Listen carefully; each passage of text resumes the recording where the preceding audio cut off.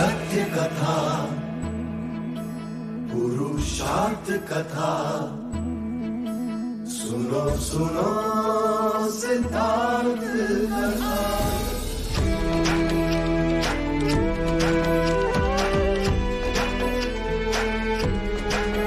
संसार में दुख का कारण क्या, संताप शोक का निवारण क्या। संसार में दुख का कारण क्या, संताप शोक का निवारण क्या। इस खोज में सब कुछ त्याग दिया, हर वैभव से वैराग लिया। वो सृष्टि से संयुक्त हुए, सिद्धार्थ से गौतम बुद्ध हुए।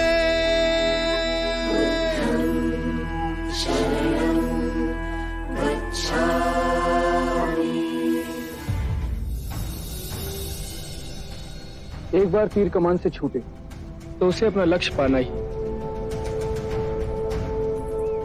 ज्येष्ठ सिद्धार्थ भी यही कहते थे।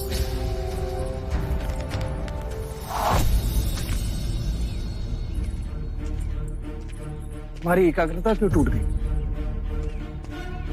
पता नहीं ज्येष्ठ, आखिरी क्षण न जाने मेरी आंख क्यों बंद हो जाती। इसका अर्थ है कि तुम अपनी आंखों को नियंत्रित करो। जानते हो, एक बार ज्येष्ठ सिद्धार्थ ज्येष्ठ देवदत्त ने चुनौती दी। उन्होंने अपना मोतियों का हार हवा में उछाला और कहा तीर से बिंदु। पता है ज्येष्ठ सिद्धार्थ ने क्या किया? उन्होंने उस हार को नहीं बल्कि उसके एक मोती को बींधा। लो फिर से शुरू कर।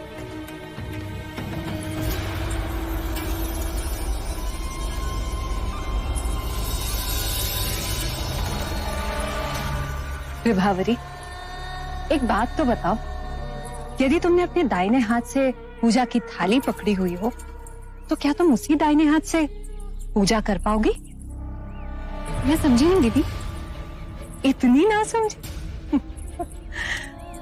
अब मेरा कहने का ये मतलब है कि तुम्हारे दोनों हाथ दाहिने हाथी तो है, एक नंद तो दूसरा महाराणा। मानती हूँ कि नंद को महादेवी प्रजापति ने जन्म दिया है, परंतु पालने वाली तो तुम, और जन्म देने वाली से पालने वाली का औदा बहुत ऊंचा होता है। तो मैं अरे पगली, आज नहीं तो कल राजमाता होने का सुख तो तुम्हें ही भोगना है। बस सिर्फ इतना ध्यान अवश्य रखना कि राहुल उस राजगद्दी पे ना बैठे। ये कैसी अटपटी बात हुई दीदी? आप फिर से कोई उल्टा पाठ पढ़ा रही हैं ना? अरे नहीं नहीं, मैं तो तुम्हारे भले के लिए ही सोच रही थी। इस विषय को यही समाप्त करते हैं दीदी।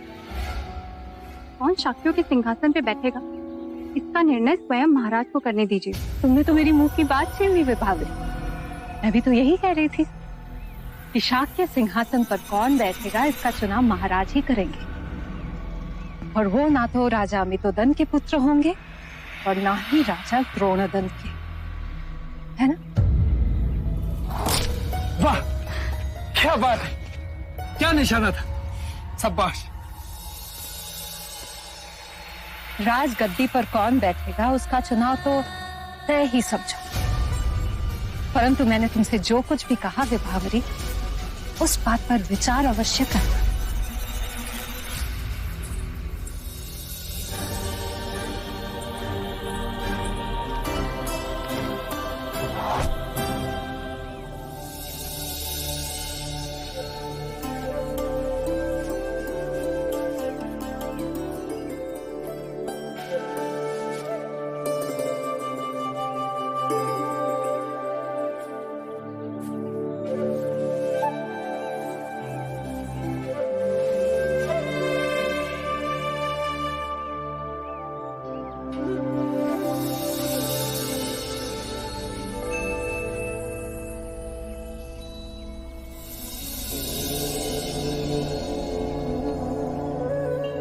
आपका शुभ नाम? मेरा नाम सिद्धार्थ गौतम है।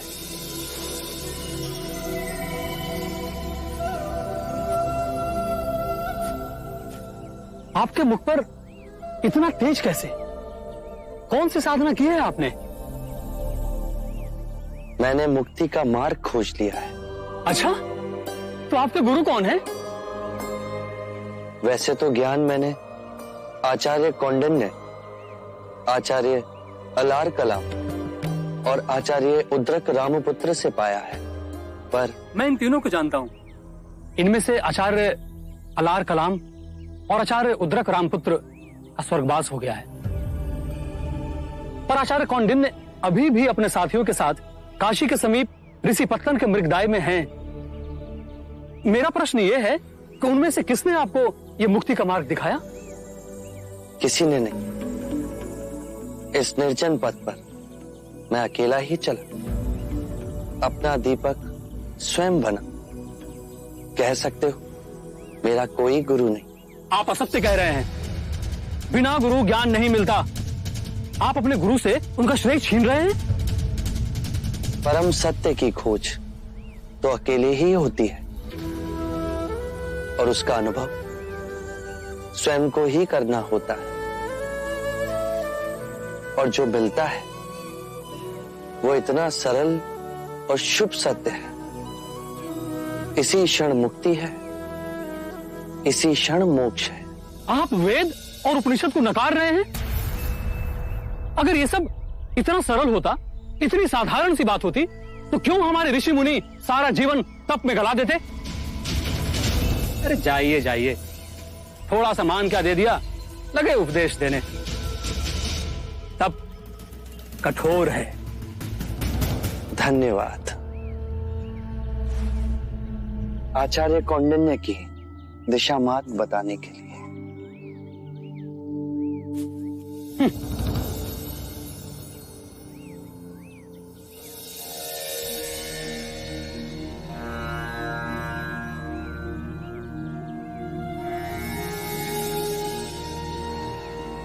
गुरुदेव, ध्यान खंडित क्यों होता है? बताएगा। ध्यान को एकत्रित करो। अग्नि बिखरे तिनकों से नहीं, एकत्रित लकड़ियों से सुलगती है।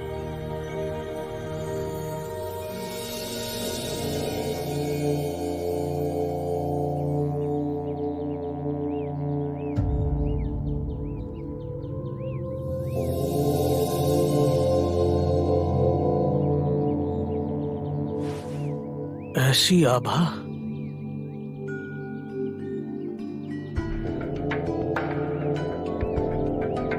ना तेज, ये गरिमा, ये निर्भीकता, जैसे वन में हिरन चल रहा है। आइए मुनिवर, वृक्ष के नीचे विश्राम कीजिए। बड़े साधक, बड़े योगी जान पड़ते हैं।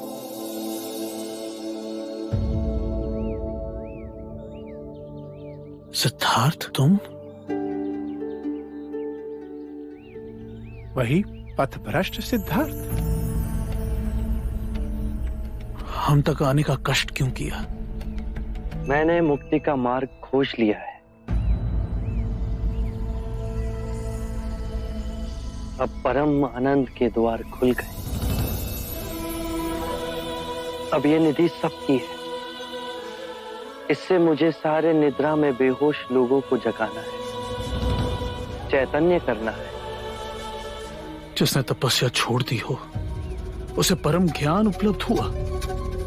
अन्न खाया, सामान्य लोगों की संगति की। मैंने आपसे कहा था, मैं वो घास का तिनका अवश्य बनूंगा। मैं संपूर्ण संसार में समग्र हो गया। सब पूर्ण अद्वैत है, सुंदर है, शुभ है, सरल है। अब मैं सिद्धार्थ नहीं गुरुवर। आप मुझे अपनी अलौकिक दृष्टि से देखिए।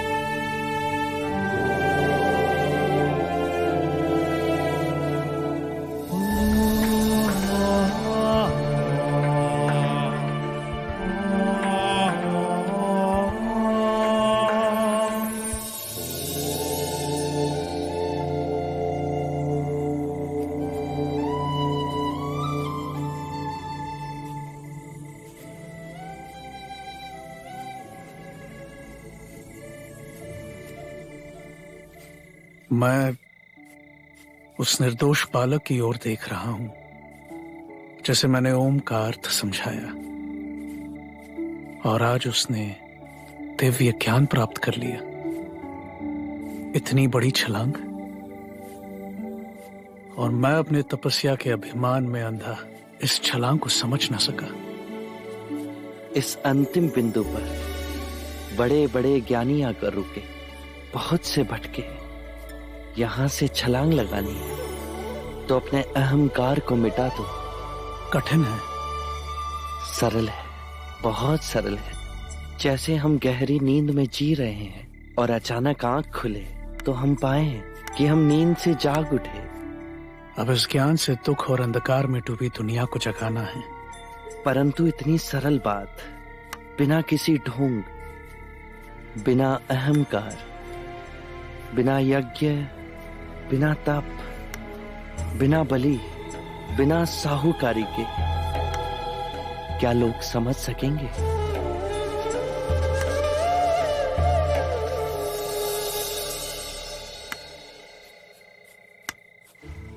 नहीं, ये पत्ता मत खाओ, ये पत्ता विषैला है। ये गुड़ लो, इसे खा लो।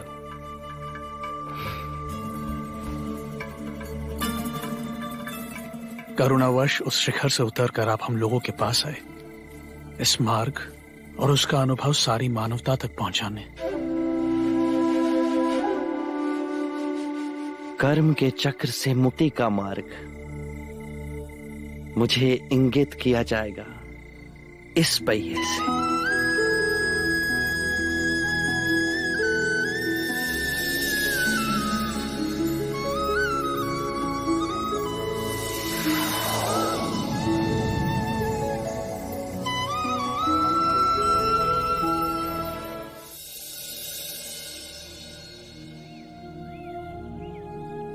जो ज्ञान मैंने अपने अनुभव से प्राप्त किया, उसी की ही बात कहता हूं।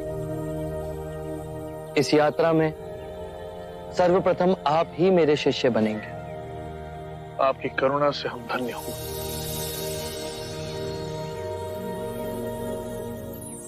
अज्ञान ही दुख, भ्रम, चिंता को जन्म देता है। लोभ, क्रोध, अभिमान, दुविधा, ईर्ष्या, भय इसी अज्ञान की संतान है। माया का खेल विपरीत का है, दो रूपों का है।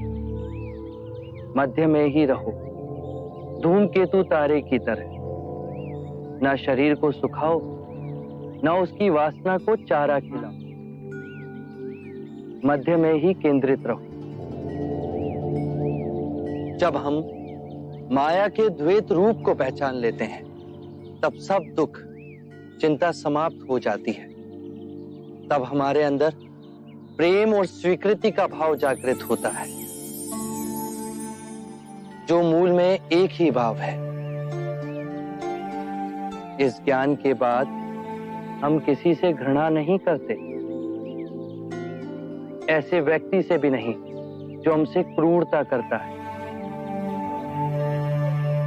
वरन ऐसे व्यक्ति को हम सांसारिक भावनात्मक रूप से रूपांतरित करने का प्रयास करते हैं।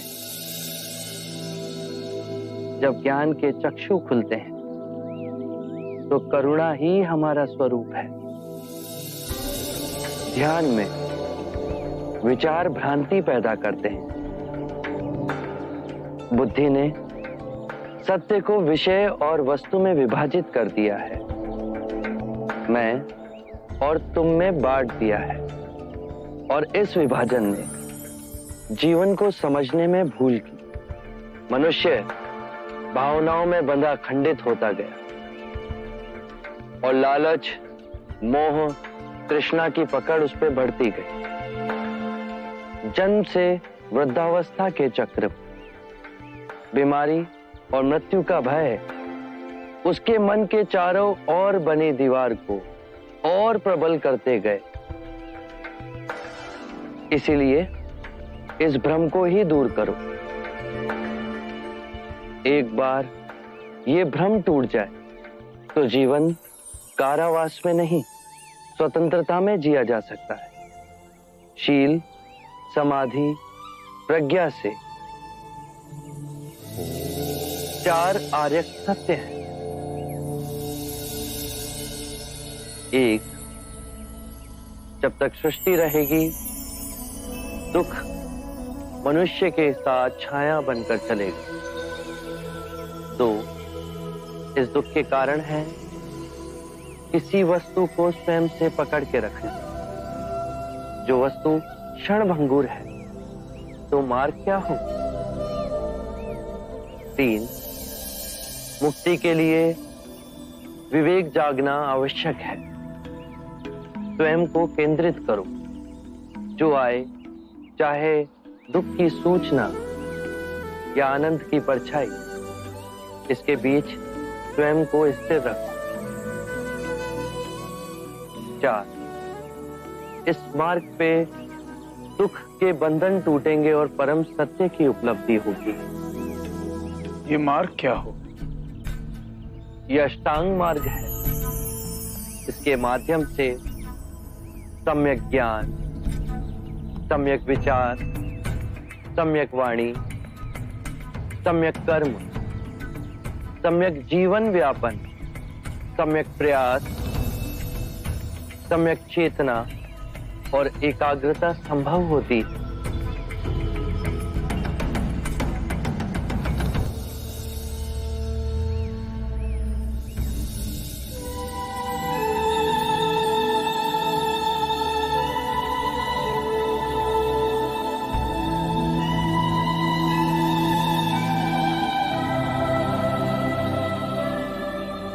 मैं बुद्ध हूं।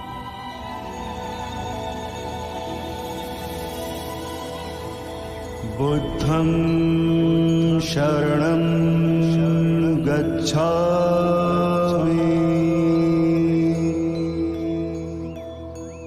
मैं स्वयं धर्म हूं। धम्मं शरणं गच्छामि। जो मार्ग मैंने खोजा वो समस्त मानव जाति के निर्वाण का मार्ग बनेगा। संघं शरणं गच्छामि।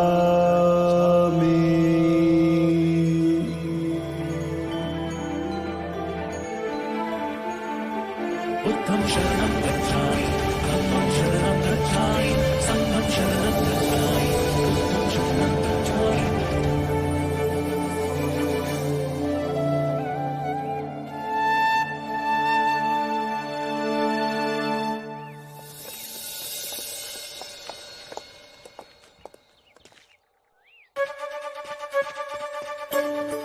भाई महाराज, भाई महाराज, भाई महाराज, भाई महाराज। अनुज, इतनी प्रसन्नता? भाई महाराज, हमारे गुप्तचरों से सूचना आई है, उरुवेला के पर्वतों पर सिद्धार्थ को ज्ञान प्राप्त हो गया है।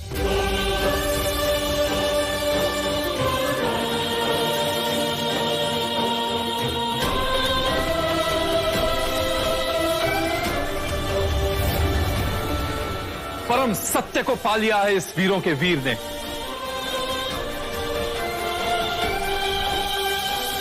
मेरे पिता परम साधक, परम ज्ञानी, परम विजेता, अब मैं उनसे मिलूंगा। मैंने कहा था ना तुमसे, हमारे पिता घर आएंगे।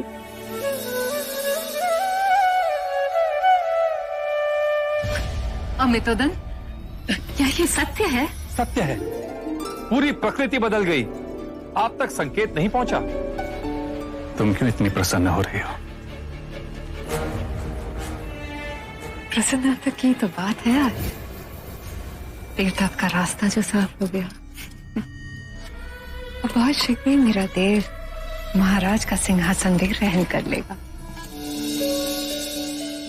सुना आपने? सिद्धार्थ कपिलवस्तु लौट रहा है। मेरे सिद्धार्थ ने अपने प्रश्नों के उत्तर पा लिए। धन्य हुआ मैं जो ऐसा पुत्र मुझे मिला। अब वो कपिल वस्तु आएगा और कौशल नरेश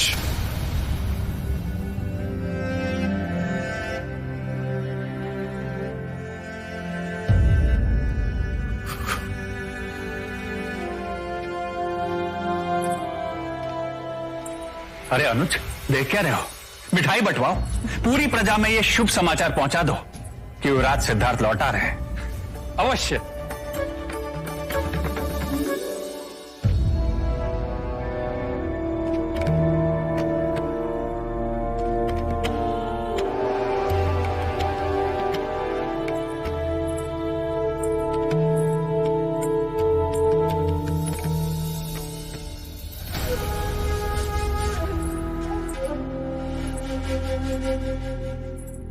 महाराज, क्या हुआ? इतने सुख के क्षण में ये आंसू क्यों?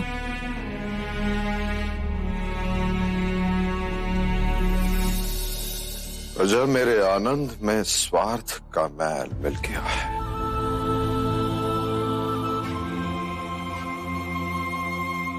सिद्धार्थ वापस आएगा, परंतु एक चक्रवर्ती राजा के रूप में रही।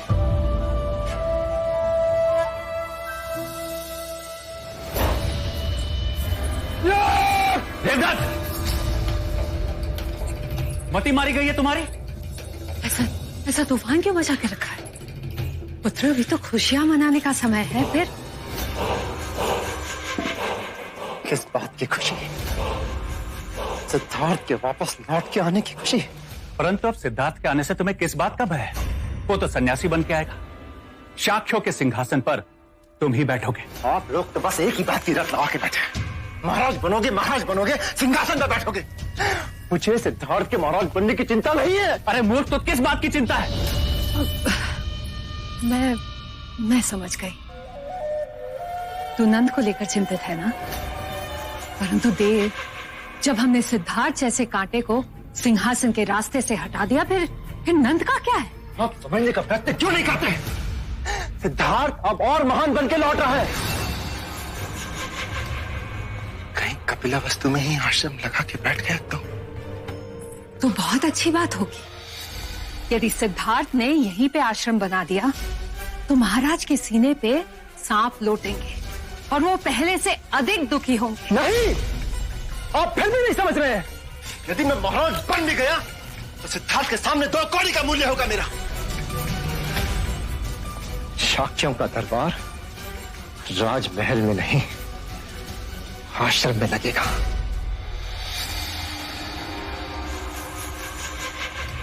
ये तो मैंने सोचा ही नहीं। अर्थात हम विजयी होकर भी पराजित हो जाएंगे। सारा जीवन में सिद्धार्थ के हाथ पराजित होता रहा, लेकिन मैंने भी अब प्रण कर लिया है। सिद्धार्थ की हर संपदा को अपने वश में करके रहूंगा।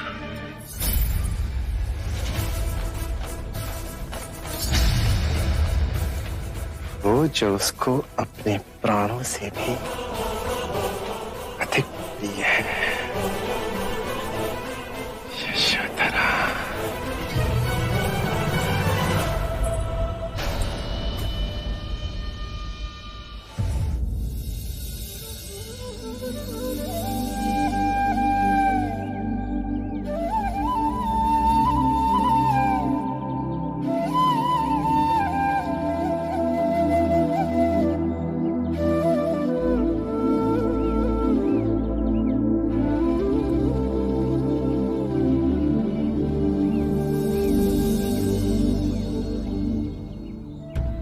जैसे मकड़ी एक एक तार अपने अंदर से निकाल सुंदर जाल बुनती है, उसी प्रकार प्रकृति ने अपनी चेतना के धागों से इस सुंदर सृष्टि का सर्जन किया। और इसी सुंदर सृष्टि में बुद्ध के सधर्म के मार्ग की वाणी 10 दिशाओं में गूंजेगी। और सोई हुई मानवता जाग उठेगी। जो भी सद्धर्म के मार्ग से जुड़ना चाहे उसके लिए हमारे संघ के द्वार खुले हैं, फिर वो चाहे किसी भी वर्ण का ही क्यों ना हो, कोई भेदभाव नहीं होगा। ये अद्भुत क्रांति है शाक्य मुनि। सदियों से मनुष्य ने मनुष्य को धन, जाति, लिंग के आधार पर उत्पीड़ित किया। अब सब समान होंगे। सबको अधिकार है ये परम सत्य पाने का, जैसे हम सब ने प्राप्त किया। सब नश्वर है, सब झूठ है और सबसे कुरूप है यह जीवन।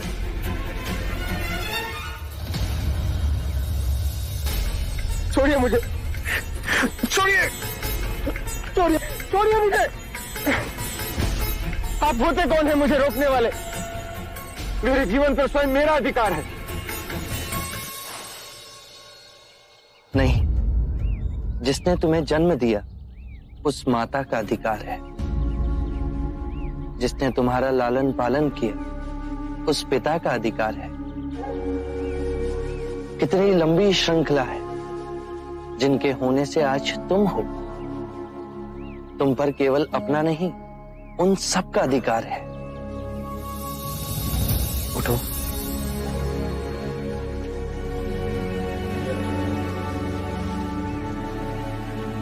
क्षणिक आवेग था मन का, अब वो शांत हुआ?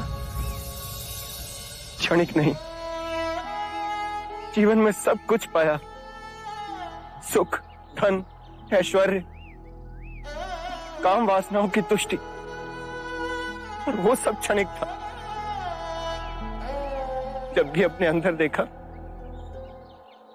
तो एक बहुत ही गहन अंधकार पाया, बहुत ही गहरी पीड़ा पाई और बहुत ही सूनापन पाया। जीवन जीने का कोई अर्थ ही नहीं रहा। इच्छा जब तड़पती है तो हमें लगता है कि जब वो पूर्ण होगी तो हम तृप्त हो जाएंगे, पर जैसे ही इच्छा पूर्ण होती है हमारा मन फिर से सूनेपन से भर जाता है। जानते हो क्यों? जब इच्छा की कामना थी तो वो स्वप्न था। जब इच्छा पूर्ण हुई तो अंतर समझ गया कि ये भी स्वप्न ही है। एक क्षण ना पकड़ सके और हाथों से फिसल गया। तो क्या इस जीवन में कुछ भी अनश्वर नहीं है? बाहर के सुखों को भोगने की कामना से अतृप्त रहो।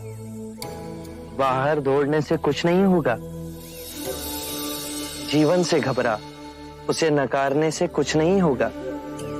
अपनी जीवन यात्रा अंतर की दिशा में मोड़नी होगी।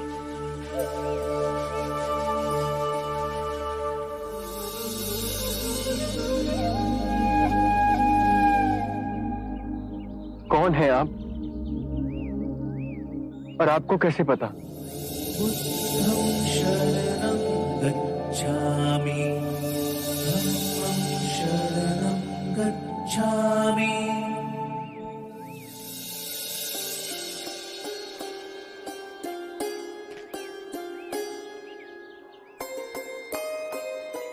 मैंने आपसे सुंदर व्यक्ति आज तक नहीं देखा। इतनी देर में तुम्हारे पास ही खड़ा था पर तुम मुझे देख न सके। तुम्हारी आंखें अंधी होकर हर ओर केवल अंधकार ही देखना चाहती थी। मनुष्य अपने मन में जैसी चाहे वैसी दुनिया को देख सकता है। सत्य है, आप महात्मा हैं। मैं दुखी हूं अपने अंतर मन से। मेरा नाम यश है। एक धनी वैश्य परिवार में मेरा जन्म हुआ। जीवन में किसी भी बात की कमी नहीं थी। मैंने हर सुख भोगा, वासनाओं की पूर्ति करता रहा, पर अंतर ही अंदर मेरा मन घुटता रहा। मैं और नीरस होता गया। कितने मनुष्य हैं जो कि शारीरिक रोगों से पीड़ित है, धन के अभाव से पीड़ित है, अन्याय से पीड़ित हैं, पर उतने ही मनुष्य मानसिक रोगों से भी पीड़ित हैं। चारों ओर देखो यश,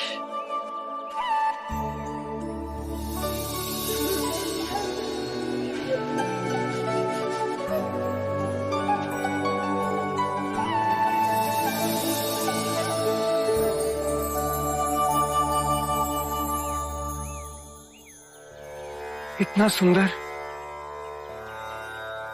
जब तुम कूदने जा रहे थे तो क्यों तुम इस सौंदर्य को नहीं देख सके?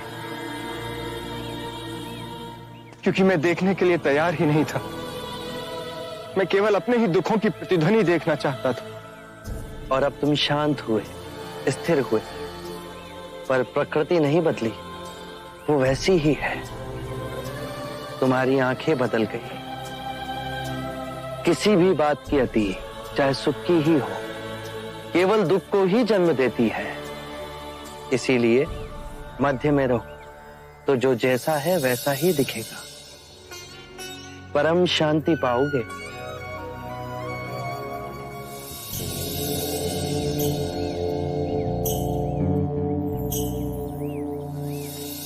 क्या आप मुझे अपना अनुयायी बनाएंगे? हमारा जीवन सादगी से जुड़ा है। धरती हमारा बिछौना है और जो भिक्षा में मिले वही हमारा भोजन। जहां वैभव नहीं, विवेक हो, मैं उस तप के लिए तैयार हूं।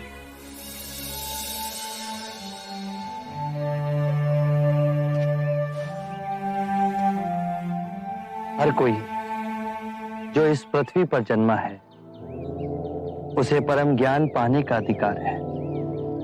बस पहला पग उसे उठाना है। मैं तैयार हूं। तुम अपना शीश कटवा सकते हो? मैं अपना शीश देने को तैयार हूं। शीश देने की बात केवल एक प्रतीक है। शीश देने को वही तैयार होता है जो अपने अहंकार का शीश काट अपने गुरु के चरणों में रख सके।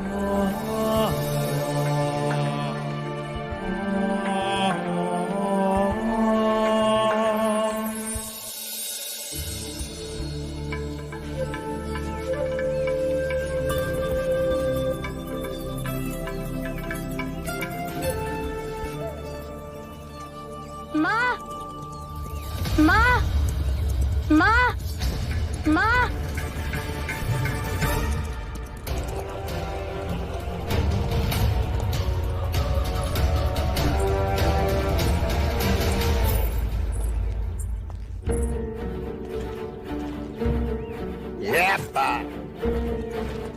हाँ, आपको पता है आज देवदत्त काका ने गुरुदेव से कहा कि राहुल को घुड़सवारी मैं सिखाऊंगा और वो मुझे हर रोज घोड़े पे बिठा के घुमाने भी ले जाएंगे। मैं सबको बचा के आता हूँ। दादा महाराज, दादा महाराज।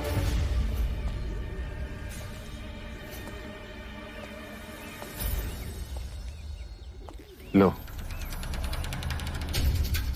मुंह मीठा करो। सिद्धार्थ के आने की खुशी। तुम और खुश? तुम्हें तो शोक मनाना चाहिए। क्यों? मैं क्यों शोक मनाऊं? 6 वर्षों से जिस बात को लगातार दोहरा रहा हूं, उसे यथार्थ देखने का मजा तो अब आएगा।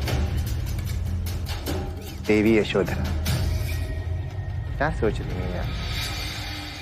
कि सिद्धार्थ आ रहा है? हाँ?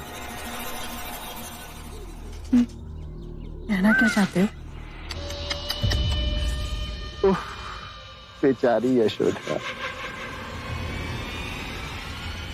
अपने पति की प्रतीक्षा में सती बन गई, पर पति नहीं, सन्यासी लौटेगा। हमारा संबंध केवल शरीर का नहीं, मन और आत्मा का है। तुम जैसे के लिए समझना ये असंभव है। क्यों भरे यौवन में वैधव्य योग काट रही हो यशोधरा? तुम्हारा प्रेमी तो अब भी तुम्हारे पास है।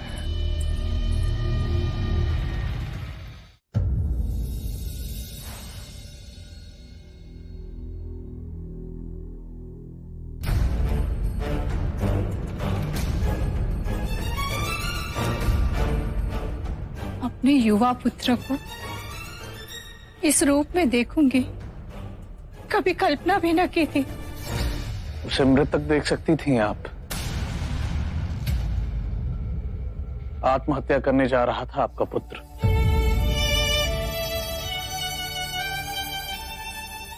इसके प्राण बचाने के लिए आपका बहुत बहुत आभार। मुझे बहुत दुख होता है। अपने यश के लिए क्या क्या सपने संजोए थे हम।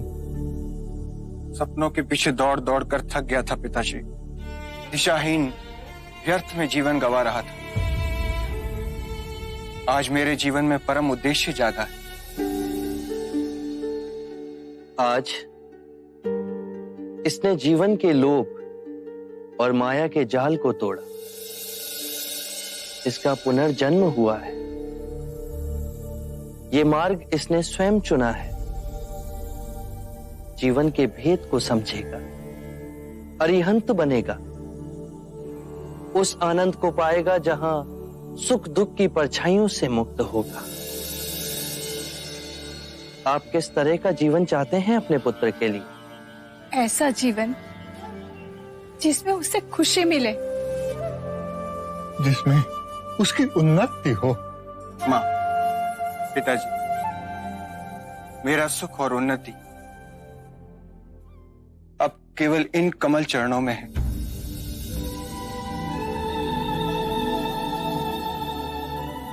मुझे आज्ञा दीजिए।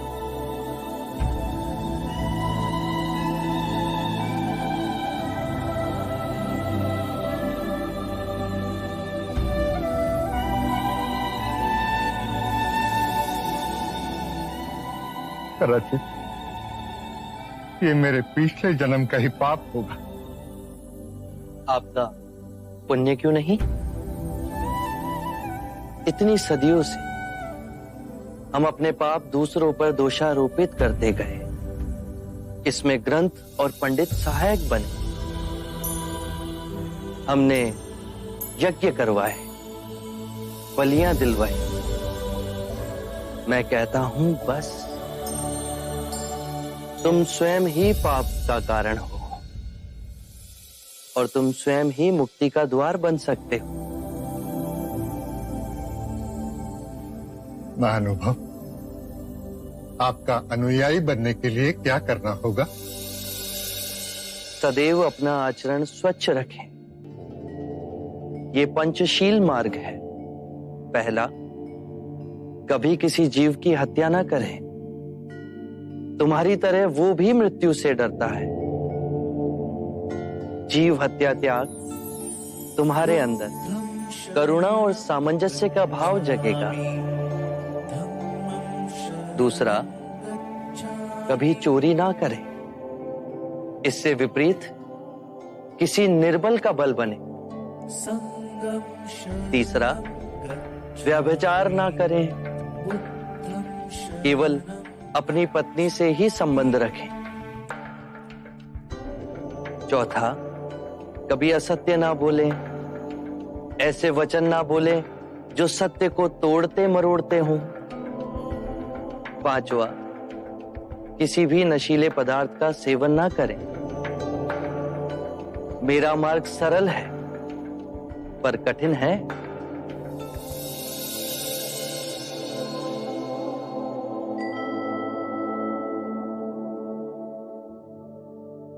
आपकी हर बात हमारे जैसे सामान्य लोग भी समझ पा रहे हैं।